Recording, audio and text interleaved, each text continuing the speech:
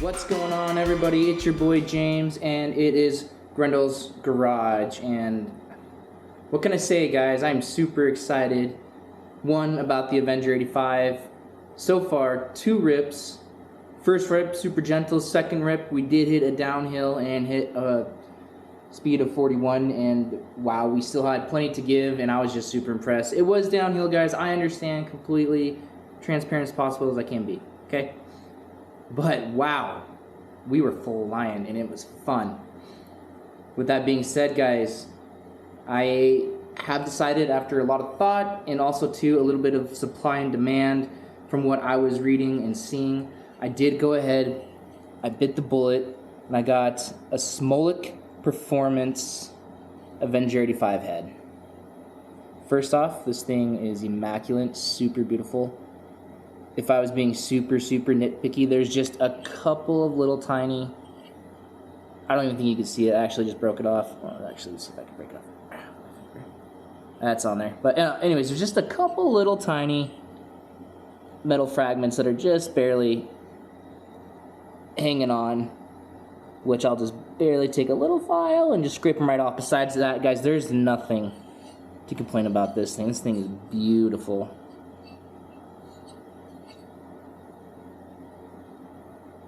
Loving it.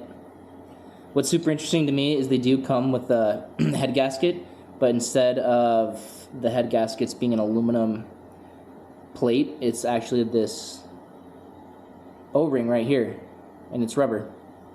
And it's interesting because I think it'll just seal super well. I've heard amazing things about this company. To me, this is kind of like top tier company. This is like cream of the crop, especially with a lot of the other stuff that they buy. It's pretty expensive. I believe I paid about $100 for this head itself. And when you look at the whole totality of the hobby for one head, that's pretty expensive. But in my opinion, I just think I'm having so much fun with this engine. I want to do it right. And I think this is just going to be the way to go, especially later on this summer when we're going to need to dissipate some heat. This is going to be huge. Also, too, I purchased some shims. These are 1mm shims. And I'm looking forward to these because what we're going to do is we're going to be able to eliminate a base gasket. We'll go ahead and use some gasket maker, put that on. Then we're going to take our shims and we're going to place that on top of the gasket maker. Then what I'm going to do is I'm going to go ahead and tighten everything down. Forget about it for 3 or 4 days, let the gasket maker do its thing, and then we're going to come back. We're going to take the cylinder off after everything has sealed up and everything is correct. And after that, we're going to go ahead and what we can do is put some base gaskets on the shims, and we won't have to hopefully put as many base gaskets on there. I did think about going like a base gasket and then a shim and then a base gasket, but just after looking into it, I really think the best way to go is to go ahead and put the gasket maker on and then putting the shims on themselves. So I'm just gonna roll with the one shim and then go from base gaskets. Base gaskets. Wow, can't talk. I'm super tired.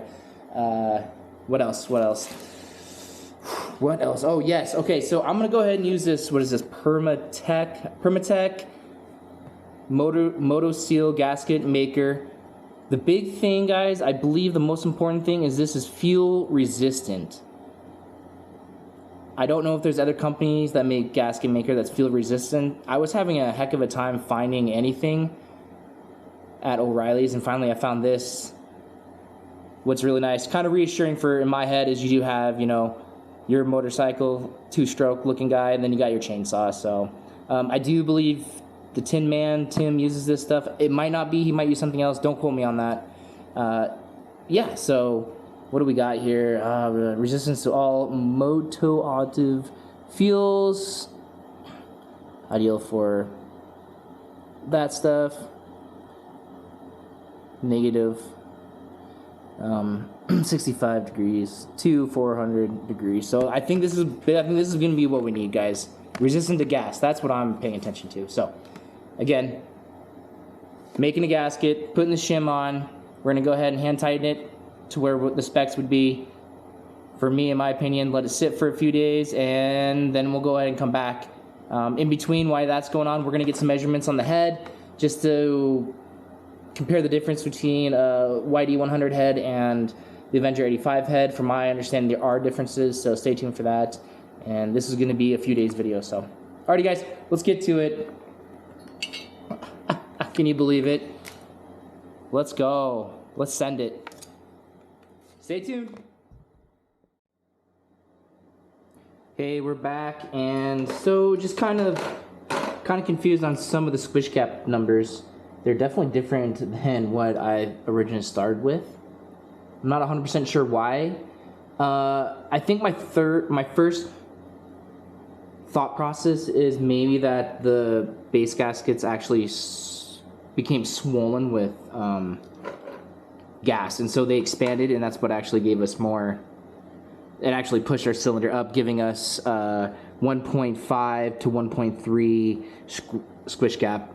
So what I've done is I've removed the intake manifold with everything attached to that. I'm just going to push that off to the side. Hopefully it just kind of stays out of our way. Gasket right there. Looks good. And we're just going to go ahead and take the head off and just see how things look. The spark plug looked pretty okay to me personally. Oh, use this little bowl on my booty. Let me know what you guys think. Maybe a little bit on the lean side. I don't know, that looks pretty okay. I'm not sure. You guys know way more about that than me. And okay, so enough jibber jabber. Let's just go ahead and remove this head. I just tightened it. I don't know if you saw that. I tightened it down and took new squishes too, and it did help a little bit. But now I'm kind of rethinking. Do I remove do I put on the shims or not? Or a shim or not? Definitely gonna run the head. I mean, why wouldn't I? I don't know. It's so goofy to me in my head. Gotta be careful of the exhaust gasket. It's just kind of chilling there, so that's what we'll let it be. Also, too, it's not gonna be ideal if this cylinder is like becoming looser and looser every single time I run it. So I don't know, maybe I'll go to smaller bolts and then run 2 bolts instead, and that might help. Hard saying. I kind of like these big bolts. I really haven't had a problem in the past. Let me know what you guys think as far as like good compression numbers. I think like a 0.7 to 0.8 is like that safe, really good number from my understanding, and that's what I thought I was hitting when I had the 3 gaskets, and I really do believe I was doing that correctly. That's what I was getting on my measurements and all that jazz. But I think those gaskets became swollen again. I don't know, which isn't good because they should be gas resistant. Whoa! As I take you out, hopefully I didn't just nick my camera too bad. So the bad thing about using this as your bench camera is that it's an expensive camera to be screwing around with. All right, take that all off together. Also, too, maybe having 2 washers. Get rid of the washer, have the big bolts, have 1 washer, lock nuts, and all that jazz might be a better route too. Alrighty. See if we can keep everything fairly together. See, yeah, we were leaking up on top, most definitely, and I think that's because it became loose. Or that's going to be towards the exhaust, which is typical. I mean, I really think that's where everything's getting funneled out, so. Because it became loose, we were starting to have basically an air leak. Slight air leak, maybe when it compressed and exploding. Which then in turn, maybe that's why we were running slightly lean. Question, let me know. Thoughts, guys, you guys know me. I am by no means an expert by any word of the genre, so. Yeah, it looks alright though. Looks pretty good. Let's see how everything looks kind of. First glance, I think everything looks okay. 20 miles on it so far, roughly, give or take. Alright. Hold on. Let's go ahead and remove the cylinder.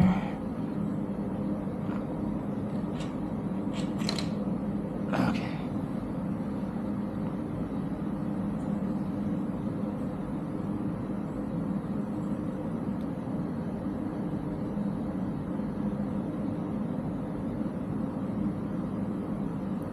Looks pretty darn good in my opinion. I don't know if I can like shine a light in there for you guys. From first glance, everything's looking pretty darn good, guys. In my opinion, everything's looking pretty darn good.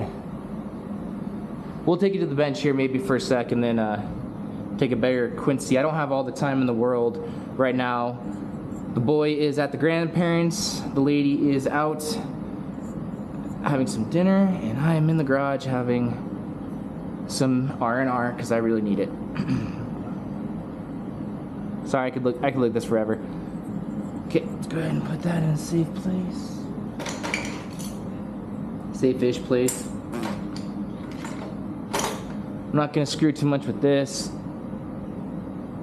I'm actually gonna leave it on. So piston looks pretty good. We just got a little bit of buildup off the top.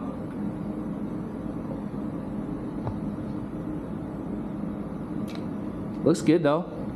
Ring looks good. Obviously not an issue with any piston ring snag, so that's great, guys. That's great. I'm loving that. No Mars or marks. So I was learning a little bit more too about the piston on the intake side. So when that piston comes around, and right as it hits top, dead center, and starts to come around, sometimes you'll get some piston slaps. So sometimes you'll see some wear here.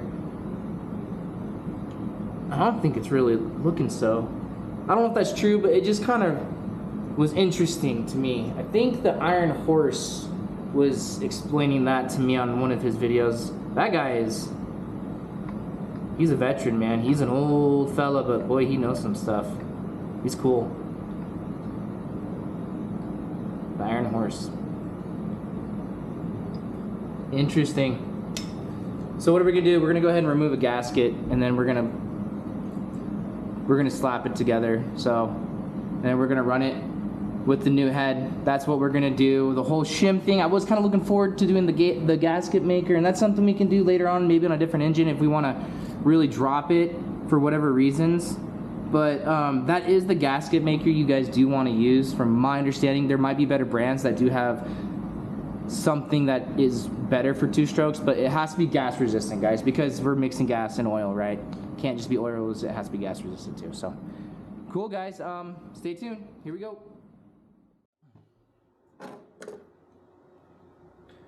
Alright, everyone, we're back. We have the old calipers. We're gonna turn them on. We're just gonna talk about the head real quick. Make sure that we're nice and zeroed.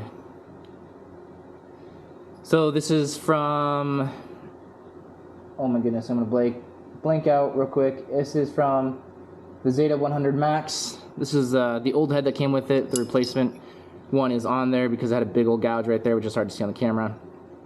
But great company. They sent me a new one right away. So this is basically for their LD or YD 100 that has the removable head. So we're just gonna take some measurements, I guess. Let's start with the back. So I think this is gonna be the same, or should be about the same. So what do we got?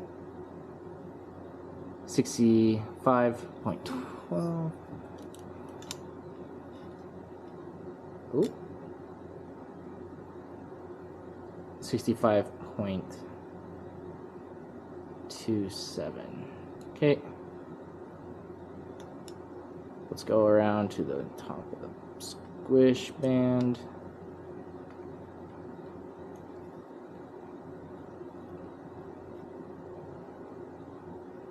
Roughly, give or take, 50.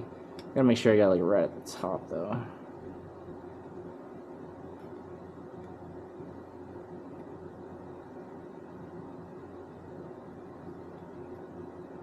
Sorry, about 56.7.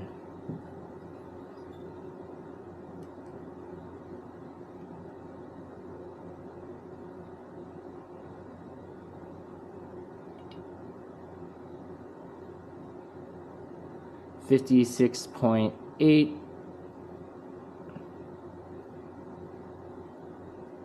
Sorry, this one's a lot smaller. So that's actually technically bigger, 56 point. So what about the inside diameter?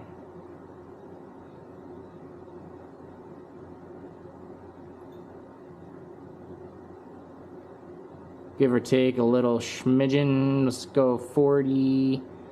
Oh, 49.4. Well, which probably isn't 100% right. Should be more like right about there. Give or take, guys. I'm eyeballing it right with filming, so 49.8. What we're doing? We're doing the inner portion.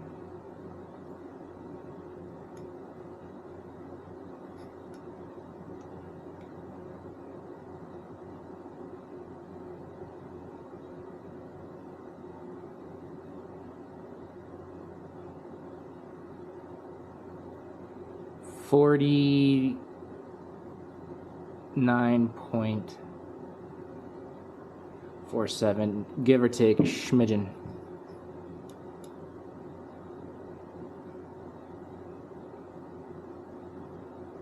Which is really, honestly, give or take.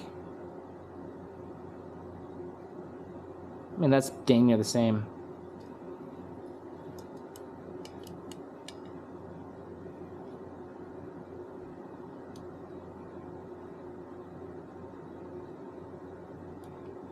$61.4.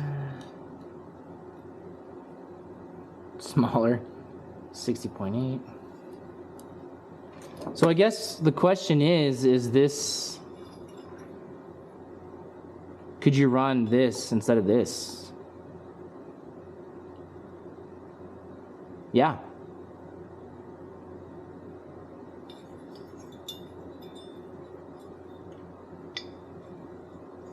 What are your thoughts? I'm sorry, I'm thinking too. I know your guys' heads are spinning. I'm thinking too.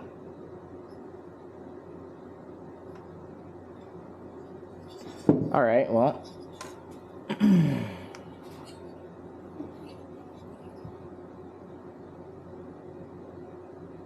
Since we know these are about the same.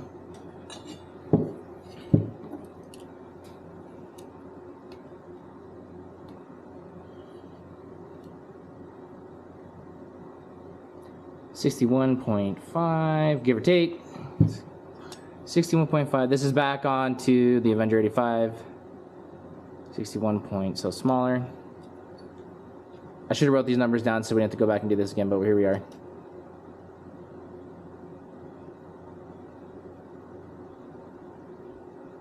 $56.7.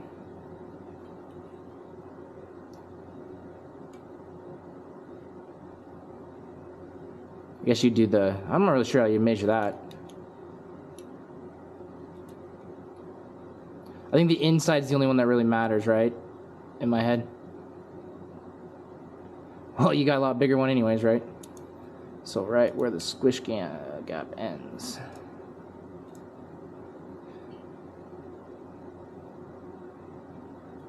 Try not to mar anything either.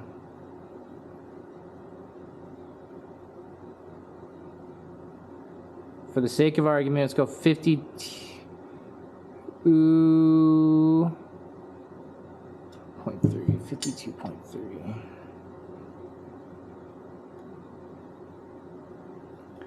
Which is significantly bigger than the stock head.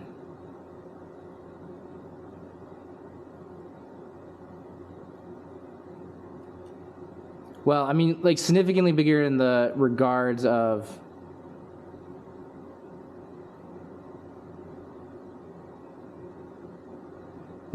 these little millimeters and so this has a, and I'm not saying like deep or anything like that, it does have a little bit really tight gap right here, and then boom, right here is really the combustion area. So this is slightly bigger, slightly, with freehanding measuring, and I'm not an expert by any means, and I think these guys have done a lot of homework. But this is interesting. So I guess going back to the question, this is going to be, I think this is just going to be a better fit for it, really. It's going to seal better. It's going to be a better fit. We have the O-ring, so we can run the O-ring or just the head gasket. So I don't know. We're going to have to really screw around with some stuff. So yeah, you could, I guess, run a YD or LD 100 head, which is not what I thought. Let me know what you think. Let's go and slap this engine together and have some fun. Sorry guys, we'll make this real quick. I said I would talk about the cylinder, and here we are. So I think the cylinder is looking really good. Let me know your thoughts on the old cylinder. We might have a little bit more wear and tear than I would maybe think, and I really think that might be because the bolts were not 100% tight on the top, which is kind of on me. 100% on me, but I really think this guy has got plenty of more miles. There's no surface wear and tear on anything. I don't feel anything on the old finger, so that's great. We're not even going to clean anything up, guys. Maybe just give it a little wipe down and all that jazz. Again, we're going to take off a base gasket and go from there. So just want to show you how this was looking. I really think it looks really good. Really good. Really excited. We'll hit up with some more oil. That's another thing too. It's like I haven't like wiped it down, I guess. So let's give it a quick wipe down. Oh, one thing that's kind of interesting. This gasket looks like it's kind of burning a little bit right here. So just a little food for thought. Probably try to port match that a little bit closer. I'm sure you guys have already been on it because there's a little bit of a lip right there, but it's a darn near good fit. Let me know where you guys can get other gaskets like this or another replacement. All right, that's a quick wipe up.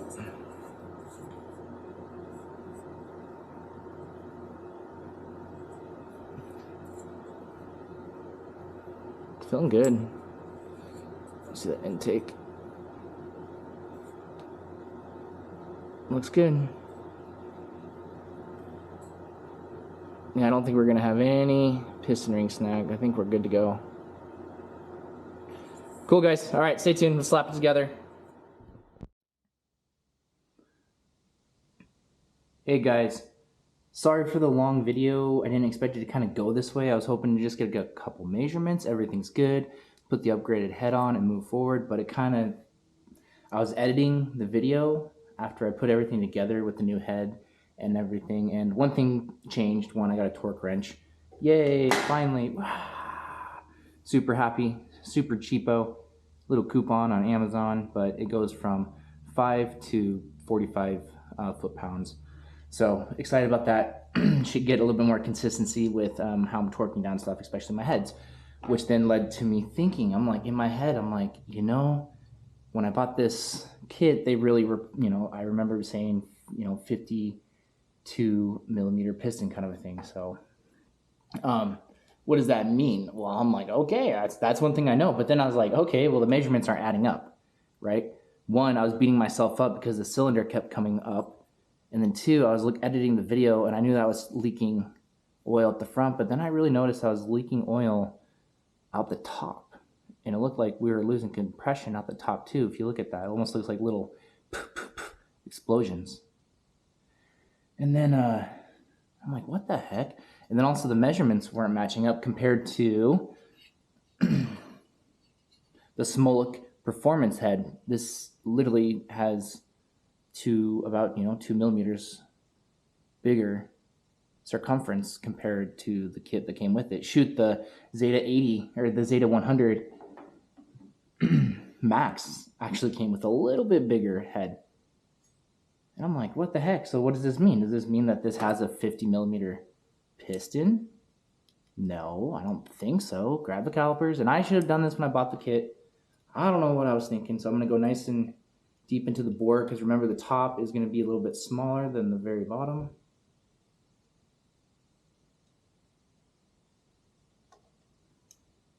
I'm getting just a quick read of 51.7. I'm just on the fly again. I'm not getting super accurate here, but I'm not going to spend forever doing it. Okay, when I did it the second time, it was a 52 exact. So give or take, I don't even know if did I zero them. About zeroed. Regardless, it's a 52mm bore when I was taking my time measurement. Okay, so that means that the stock head that came with the kit is an incorrect head, and I think it was building some type of pressure, back pressure, up pressure, too much pressure, to where it was literally blowing out the top and then blowing out, which in then turn was pushing my bolts up, right? Sorry for all the sound effects, but I don't know all that terminology. Basically, I don't know exactly what kind of affects having a smaller head that is not the correct head for this motor. Now we have the correct head. Hopefully no damage is done. I was looking at the cylinder a little bit more, and it does look like we do have a little bit more premature wear than you typically would get. We have the correct head. We have a torque wrench. We know this is 52. We measured it roughly around that. We know it's correct. So Smolky, thank you guys. Wish I would have done a lot sooner. Wish I would have done my homework before even running the kit. Wish I would have got the kit, got the head, and then moved forward. Anyways, so these guys did their homework. The guys I bought the kit from, I don't know. Might just leave it. Might just send them a quick one and just let them know that what I'm seeing in their kit.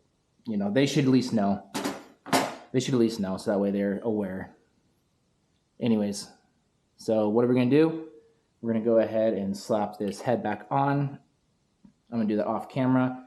Just a reminder, I ended up not using the shims, the 1mm shims. I ended up just taking one base gasket off and then placing, or just leaving the two on there.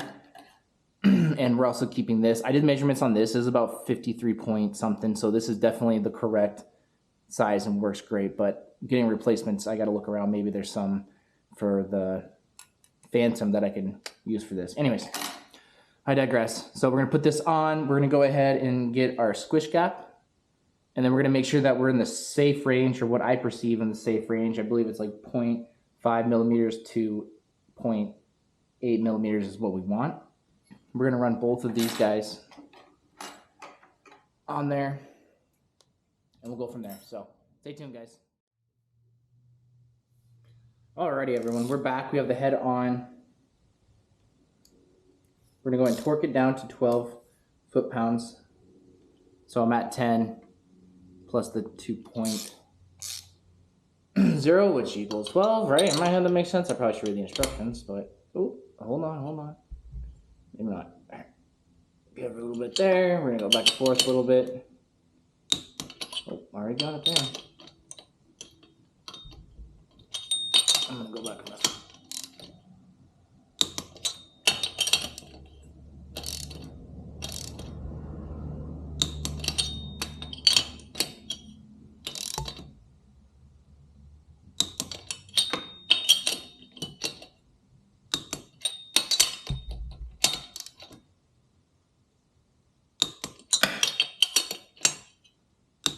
you gotta go back and forth a few times, guys, just to stay consistent. All right, last round. Should be good now. Okay.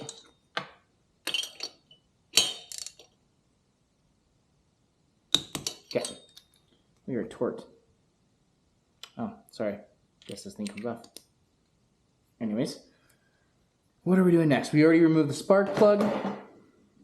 We're going to go ahead and get some solder and another wrench. I think this is a 14 millimeter. So we're going to use the wrench to move the magneto, which in turn will move the piston. My clutch is engaged. Take our solder.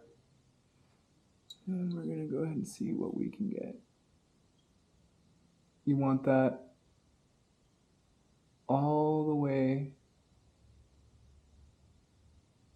up but back. And you want to go towards, from my understanding, you want to go towards your exhaust. I don't know. Actually, give it a little bit different angle. I'm not sure why people do it towards the exhaust. Let me know why. Or am I doing it the wrong way? Ooh, that's always a possibility.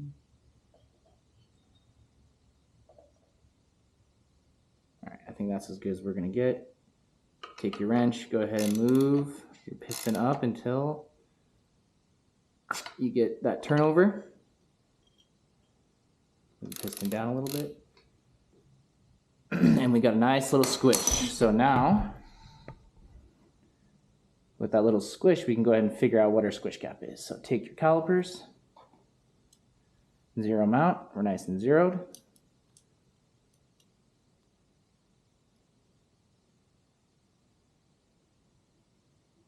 Let's go ahead. Oh, geez, sorry, Shaky. Need to eat some food. Oh man, I'm really struggling.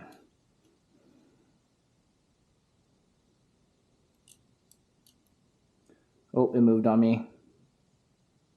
Okay, for realsies. We're getting about a 6.6. That's a little bit up on it. 6.6 on 2 different spots.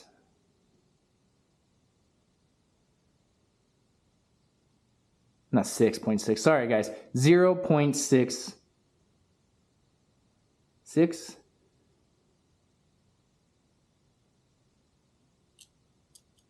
So I'm going to say we're at 0.66. Do it off a little bit so I can get a little bit better reading for myself. 0.65. 0.66. 0.66 is what I'm going to stick with that. So from my understanding, that's still in the safe realm. Awesome. Super happy about that. We'll go ahead and slap the cover on. We'll put the spark plug in. Let me know what you guys put your spark plug at. This is what do we got? NGK spark plug, but this does have the resistor in it, so I need to get some that don't have the resistor in it. If you guys know where to get some of those, let me know, or if they even make them in there or make them anymore. But I have been enjoying these spark plugs. Really haven't had any issues or anything like that with them. Yeah, but let me know what you torque these down to. I would imagine 12 would be a little much. Personally, then again, we're getting big old boom, boom, boom. I'll just knock it down to what I perceive to be 10 on this. So,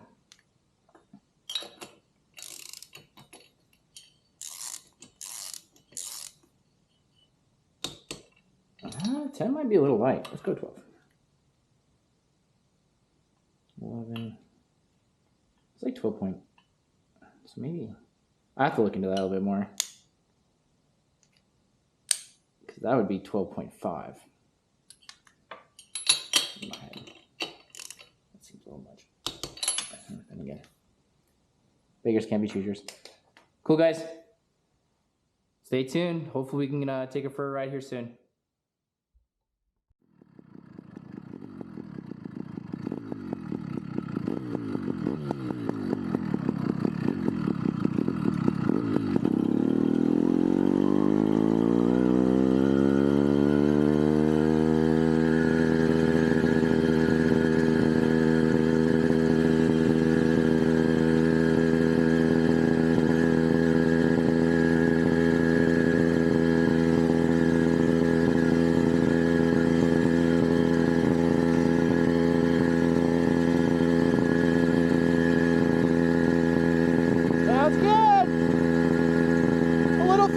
joking!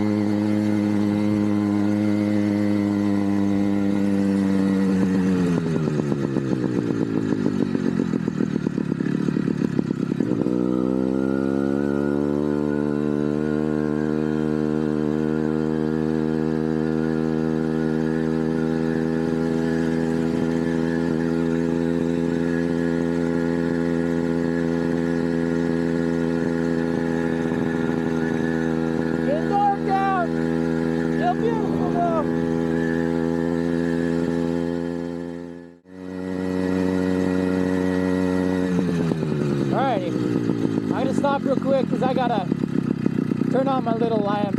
My little lamp. It still works.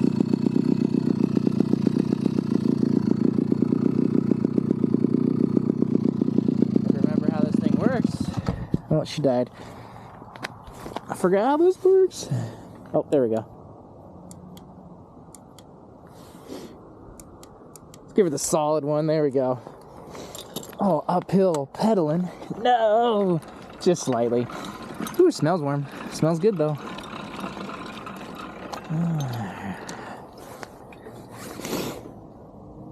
Head seems tight. Exhaust seems good. Ooh, it's hot though. That exhaust is running super hot. Oh, all right. Here we go.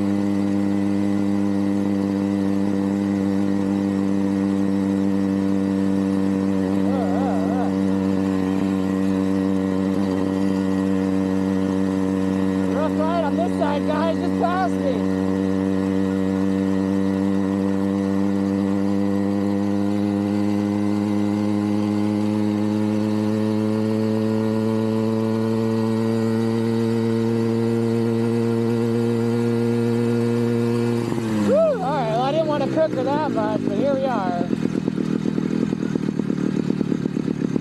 Still got a long ride ahead of us, too.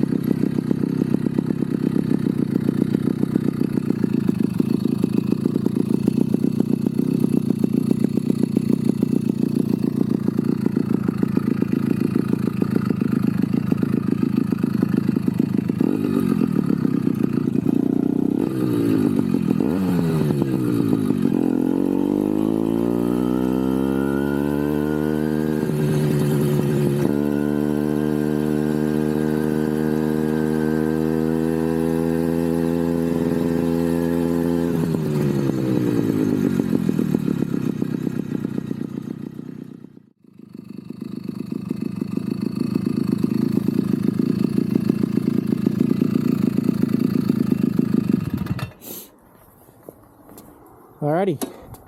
See how we did. It got real dark real fast, so 8.73 miles, top speed 37. Didn't want to rip her too hard. She got really sluggish towards the end of that, about halfway. Feels good there. Feels pretty good, guys. It's warm, but not crazy by any means. I don't know why we lost so much power. Careful with that. That thing was smoking. Huh? No, that exhaust is on really tight. Hopefully we didn't lose compression. No, we didn't lose compression. I don't know what I'm talking about. It ran really good, guys. Maybe just got a little warm or something like that, or breaking in or whatever. That was a pretty good ride regardless. So a lot of fun. Seemed super zippy in the beginning. We lost a little bit of overall muster towards the end. It just seemed like we hit 33 miles an hour and just hit a wall. But it got up to from 30 to 33. Just wanted to go. So maybe a carburetor thing. Something to look into. Alrighty, guys. Hopefully you enjoyed. It's your boy James, Grindle Garage. We are out.